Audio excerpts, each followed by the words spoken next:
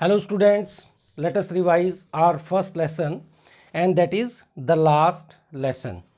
In this lesson, first of all, let us remember there are only two characters. The last lesson में आपने क्या याद रखना है? इस लेसन में दो, लेसन का नाम है द लास्ट लेसन और इसमें दो कैरेक्टर हैं. These are Franz and number 2 is M Hamel. Only two characters, सिर्फ दो लोगों के नाम है इसमें, फ्रेंड्स और एम हैमल. फ्रेंड्स स्टूडेंट है और एम हैमल टीचर हैं जो क्या पढ़ाते हैं?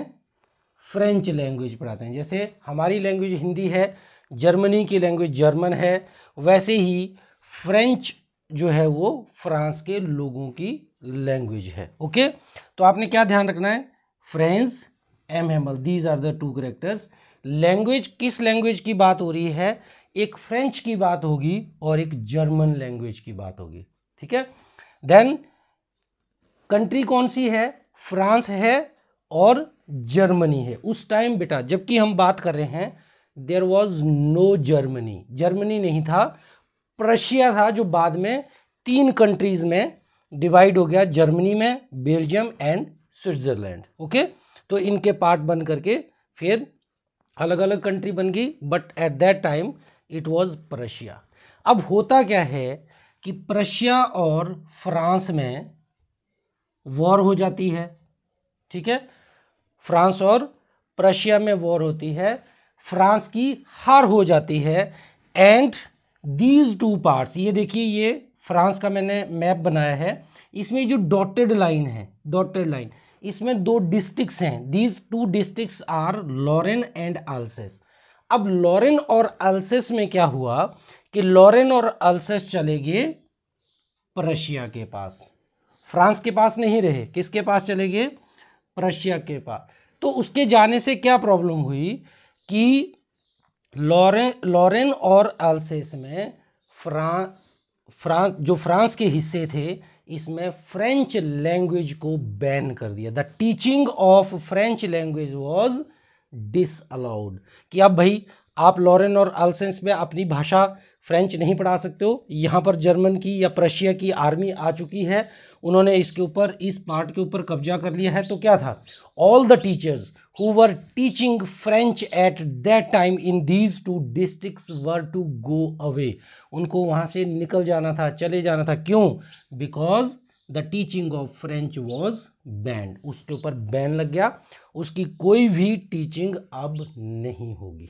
ठीक है, तो आपने अभी बैकग्राउंड में ये चीज़ें याद रखनी हैं कि फ्रेंच स्टूडेंट है. यहाँ पर बच्चे बड़ा गलत कर देते हैं, फ्रेंच और फ्रेंच को सेम ले लेते हैं.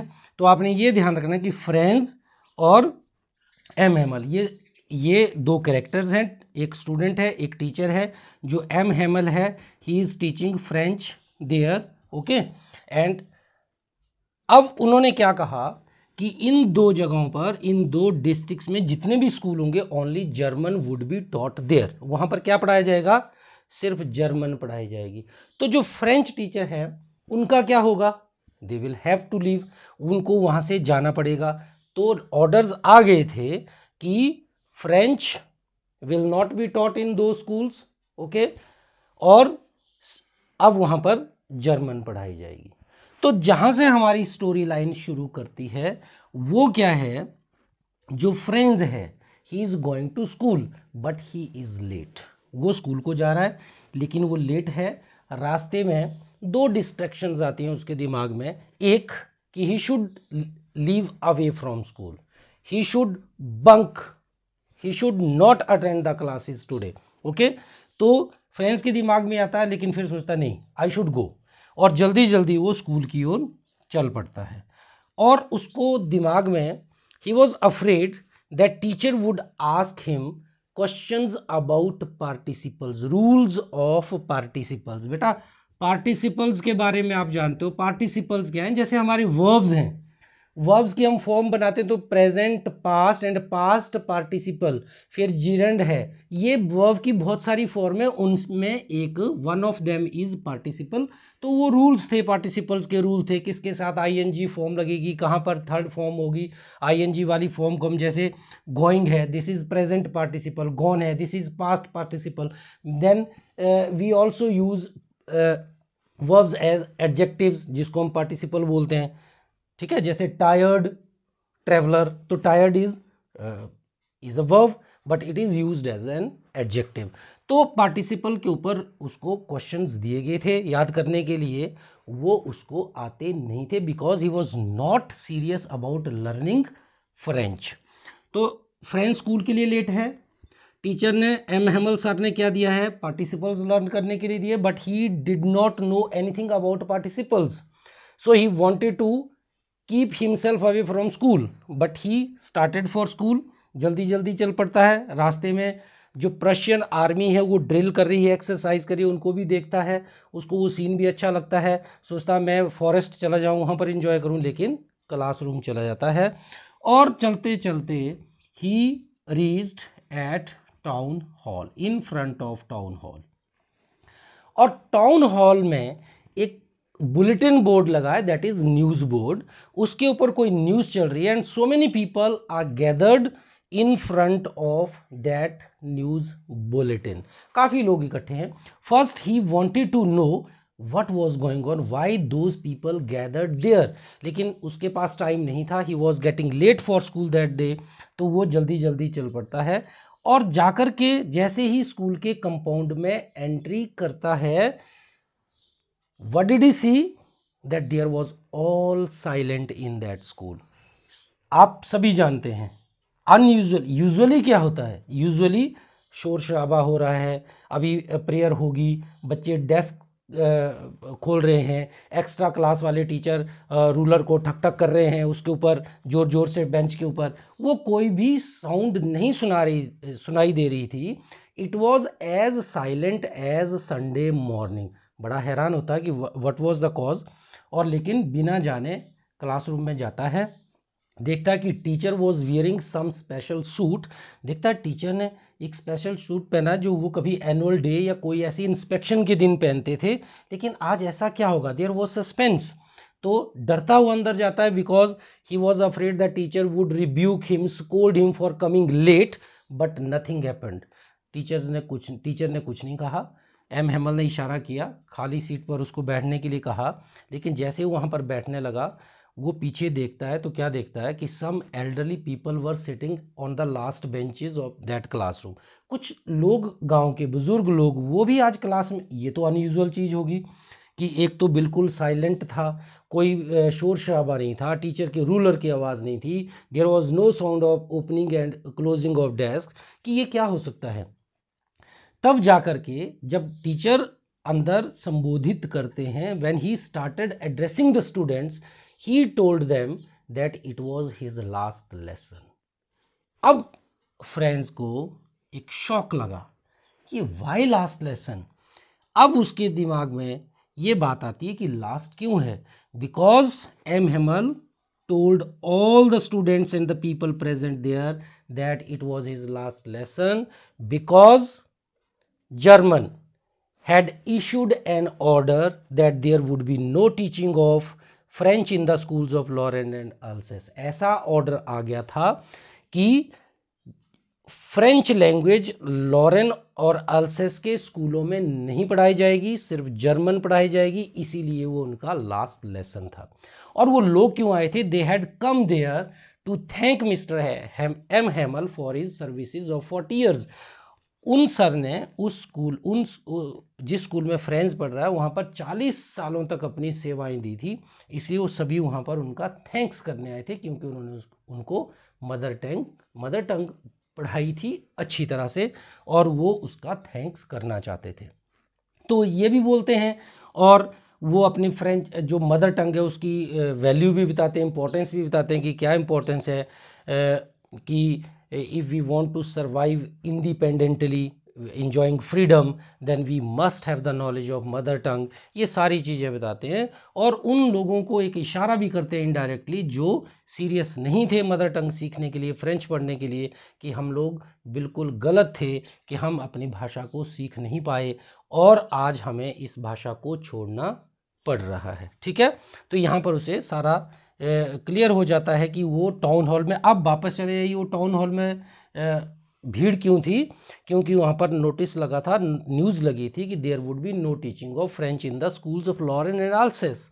ओके, कि वहाँ पर अब टीचिंग नहीं होगी, सिर्फ जर्मन की टीचिंग होगी, फ्रेंच की टीचिंग नहीं होगी।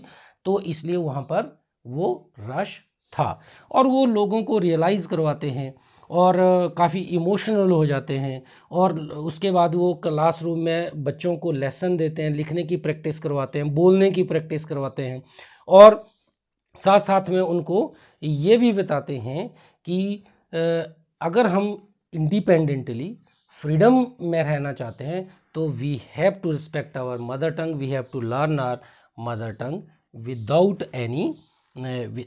एनी हार्म, बिना किसी हिचक के, बिना किसी डाउट के हमें वो लैंग्वेज सीखनी ही पड़ेगी क्योंकि तभी हम अपनी फ्रीडम को बचा सकते हैं। और वहाँ पर बैठा बैठा वो फ्रेंच ये भी सोचता है, उसको कबूतरों की आवाज़ सुनाई देती है, pigeons were cooing there and he was surprise that will the Germans make these pigeons sing in German too, क्या वो कबूतरों को भी जर्मन में बोलने के लिए, जर्मन में क्विंग करने के लिए मजबूर कर सकते हैं? नहीं कर सकते। उसका बोलने का अर्थ ये था कि you can snatch a language from a person but you cannot snatch its love, their love for their language। आप ज़बरदस्ती किसी के ऊपर दूसरी भाषा थोप सकते हो लेकिन अपनी भाषा को प्यार ना करने के लिए आप बाधित नहीं कर सकते। स्कूल में आप जर्मन ज़बरदस्ती पढ़ा दोगे लेकिन घर में आप जा कर के फ्रेंच बोलोगे, फ्रेंच में बात करोगे, फ्रेंच सीखोगे, फ्रेंच में आप फ्रेंच पढ़ भी सकते हो, तो इसलिए वो ज़बरदस्ती थोपी नहीं जाएगी। तो स्टूडेंट्स ये आपको फिर से मैं बता देता हूँ कि फ्रेंच स्टूडेंट है, ठीक है, और जो एम हेमल है ये टीचर हैं। फ्रांस की हम बात कर रहे हैं जिसकी ये 2 डिस्ट्रिक्ट हैं जो जर्मनी में चले गए और जर्मन लैंग्वेज को ज़बरदस्ती थोपा जा रहा है और फ्रेंच ना पढ़ाने के लिए उनको बाधित किया जा रहा है। ठीक है, तो इसमें जो क्वेश्चंस हैं वो मैं आपके साथ अभी डिस्कस करता हूं। तो students now we will discuss questions. यही क्वेश्चन आपको बोर्ड के एग्जाम में आने वाले हैं, एक्सरसाइज से ही आपको क्वेश्चंस आते हैं। ये पेज नंबर 7 पर आपके 3 क्वेश्चंस हैं, पेज नंबर 8 पर आपके 2 क्वेश्चंस हैं, यहीं से आपको क्वेश्चन ज़्यादा आएंगे। This is flamingo in my hand. Okay, तो ये आपके क्वेश्चन है। पहला क्वेश्चन देखिए क्या है, बच्चे क्या गलती करते हैं कि यहाँ देखिए, what was Franz expected to be prepared with for school that day. आप ज़्यादा क्यों सोच रहे हो इसमें? This question carries only 2 marks. आपको 25, 20, 25, 30 वर्ड्स में लिखना, कहानी नहीं लिखनी है। आपको एक समराइजिंग करने की कला आनी चाहिए। आपको 2 मार्क्स का क्वेश्चन है तो बड़ा नहीं लिखना है, उतना ही लिखना है जितना आपसे पूछा गया है। ठीक है, तो यहाँ पर क्या पूछ रहा है कि what was Franz expected to be prepared with for school day. ज़्यादा मत पूछिए, आज तक जितने बार भी जब से ये सिलेबस हुआ ये क्वेश्चन किसी ना किसी सीरीज को आया है। आप यहाँ पर देखिए व्हाट वाज तो किस में आता है? क्वेश्चंस में आता है। तो जब आप आंसर लिख रहे हैं तो इसको काट दीजिए। अब क्या बचा आपके पास? फ्रेंड्स एक्सपेक्टेड टू बी, बात नहीं बन रही है क्योंकि ये जो वर्ब है ये कहाँ जाएगा? सब्जेक्ट के बाद। तो ये क्या बन गया? फ्रेंड्स।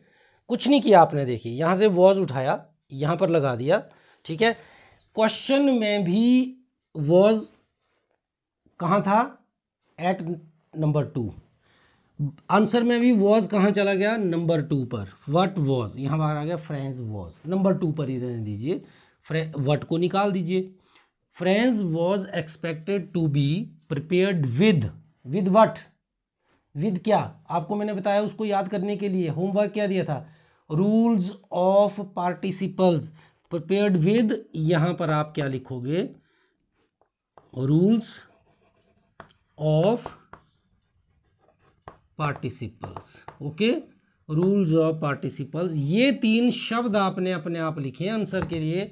बाकी आपको कोई लर्न नहीं करना, रोट लर्निंग नहीं करनी है, रट्टा नहीं मारना है, सिर्फ आप चलते फिरते ये याद रखिए कि फ्रेंड्स को, जैसे आपको याद करने के लिए दिया होता है, रिपोर्ट राइटिंग दी है, पैराग्राफ दिया है, लेटर राइटिंग दी है, पोइम्स में से कुछ दे दिया, तो आप ऐसे याद रखिए कि ये सर ने हमें, जैसे 3 फॉर्म्स ऑफ द वर्ब छोटी क्लासेस में देते हैं, तो सर ने हमें क्या दिया है, रूल्स ऑफ पार्टिसिपल्स। फ्रेंड्स को क्या दिया था, रूल्स ऑफ पार्टिसिपल। तो आपने क्या किया, Franz was expected to be prepared with rules of participle for school that day.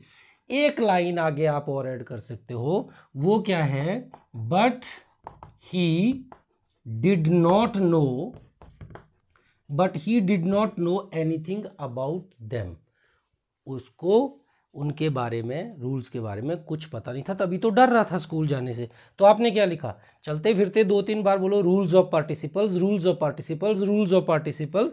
Participles आपके लिए कोई नया शब्द नहीं है। आप जब 3 forms of the verb right from 6th class आप करते थे तो क्या लिखते थे, go, went, gone, first form, second form, third form. Third form is past participle, first form ING is present participle. Okay, तो पार्टिसिपल्स हो गए। दूसरा क्वेश्चन क्या है, what did friends notice that was unusual about the school that day. पहले अपने दिमाग में एक इमेज बनाइए। इमेज क्या बनाओगे आप, क्या क्या अनयूजुअल था। यूजुअल क्या होता है, जैसे आप अपने आप सोचिए, यूजुअल क्या है, यूजुअल है जो आप आम दिनों में करते हो। हम आम दिनों में क्या करते हैं, सुबह 9 बजे स्कूल अटेंड करते हैं, 3 बजे छुट्टी होती है, घर आते हैं, होमवर्क करते हैं। लेकिन लॉकडाउन में क्या हुआ, एवरीथिंग वाज अनयूजुअल। स्कूल नहीं गए, प्रेयर नहीं हुई, क्लासेस नहीं लगी, ऑनलाइन पढ़ना पड़ा, दैट वाज अनयूजुअल। तो उस दिन उसको अनयूजुअल क्या लगा। यूजुअली क्या होता है, शोर शराबा होता है, टीचर के रूलर की आवाज़ है, बच्चों की आवाज़ है, डेस्क खोल रहे हैं, बंद कर रहे हैं, ठीक है। अब कुछ बच्चों को ऐसा लगता होगा कि डेस्क को कैसे खोलते हैं, कैसे बंद करते हैं, क्योंकि आजकल के हमारे डेस्क तो खोलने वाले नहीं होते हैं। पुराने टाइम में क्या होता था कि डेस्क जो है वो ऐसे ढक्कन होता था उसमें, ठीक है, देयर वाज अ लिड, उसको आप बंद करते थे, अपनी बुक्स बीच में रख लेते थे। तो वो बात कर रहा है कि opening and closing of desk. तो अनयूजुअल क्या है, पहले आप इमेज बनाइए। Number 1, there was no noise in the school compound. In the school लिख लीजिए, स्कूल में कोई नॉइज नहीं था। There was no noise of opening and closing of desk. Number 3, there was no noise of teacher's ruler, ठीक है, जो उनके पास स्टिक होती है उसकी आवाज़ नहीं थी। Number 4, some elderly people were sitting on the last benches in the classroom। 3 चीज़ें होगी, कोई शोर शराबा नहीं था, इट वॉज, और कैसा उसको, उसने उसको कंपैरिजन किया है, एक सिमिली टाइप दे दिए, कंपैरिजन किया, कैसी कैसी साइलेंस थी, as it was Sunday morning, it was as silent as on Sunday morning. तो संडे मॉर्निंग की तरह बिल्कुल साइलेंट था। तो ये अनयूजुअल चीज़ें हैं। थर्ड क्वेश्चन क्या है, what had been put up on the bulletin board. Bulletin board is news board. Bulletin board पर क्या था लगा हुआ, ठीक है, जैसे आप आपके स्कूल के बुलेटिन बोर्ड पर क्या लगता है, या न्यूज़ बोर्ड पर न्यूज़ लगाते हो आप डेली, ठीक है, डेली की न्यूज़ लिखते हो। यहाँ पर भी न्यूज़ क्या लिखी थी, what had been put up on the bulletin board. Question mark को निकाल दीजिए, इस वर्ड को निकाल दो। अब क्या बचा, हैड बीन पुट अप, और अब वर्ड की जगह हमने डैश लगा दिया, यहाँ कोई रटना नहीं है। Dash had been put up on the bulletin board, what is that dash, वो क्या है, अ न्यूज। बस आपने ऊपर लिखा था रूल्स ऑफ पार्टिसिपल्स, और यहां पर आपके दिमाग में क्या आया, a news. A news had been put up on the bulletin board. अब आप एक्सप्लेन भी कर दो कि न्यूज क्या थी। A news had been put up on the bulletin board that, there will भी नहीं लिखना है, पास्ट में लिख रहे हैं तो वुड भी कर देना है। There would be no teaching of French in the schools of Alsace and Lorraine. Only German would be taught there. तो आपने क्या लिखा कि एक न्यूज़ लगाई गई थी, उस न्यूज़ में ये लिखा था कि अल्सेसर लॉरेन, क्योंकि वो प्रशिया के पास चले गए, अब उन्होंने कब्जा कर लिया उसके ऊपर, इसलिए उन स्कूलों में फ्रेंच की पढ़ाई नहीं होगी, सिर्फ वहाँ पर जर्मन पढ़ाई जाएगी।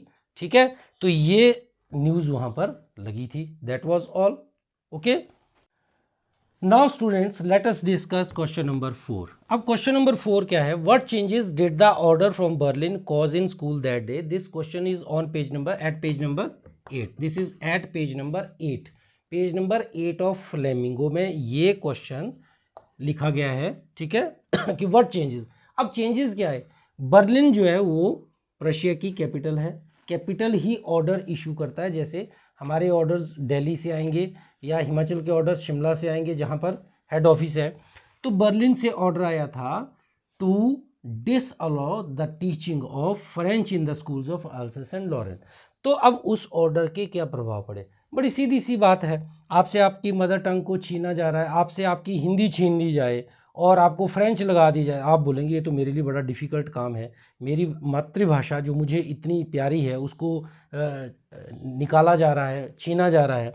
तो क्या चेंजेस थे? अब आपने क्या करना है कि यहाँ से शुरू कर देना answer. The order from Berlin caused, क्योंकि यहाँ पर डिड है तो पास्ट टेंस कर दो। ठीक है, the order from Berlin caused many changes, यहाँ पर चेंजेस लिखा था, यहाँ पर कर दो many changes in school that day. Now what were the changes? तो चेंजेस क्या थे? Everyone was sad and serious when they came to know that they would not be taught French in the school of Alsace and Lorraine. They became very sad and serious. तो आप क्या लिखेंगे? Many changes. They were very sad and serious. Some elderly people had come there to thank Mr. Hamel for his services of 40 years. वो change भी तभी आया, otherwise school में कोई बुजुर्ग लोग नहीं आते, हमारे साथ क्लासरूम में तो नहीं बैठते हैं, लेकिन उस दिन बैठे थे। ठीक है, तो they were very sad and serious.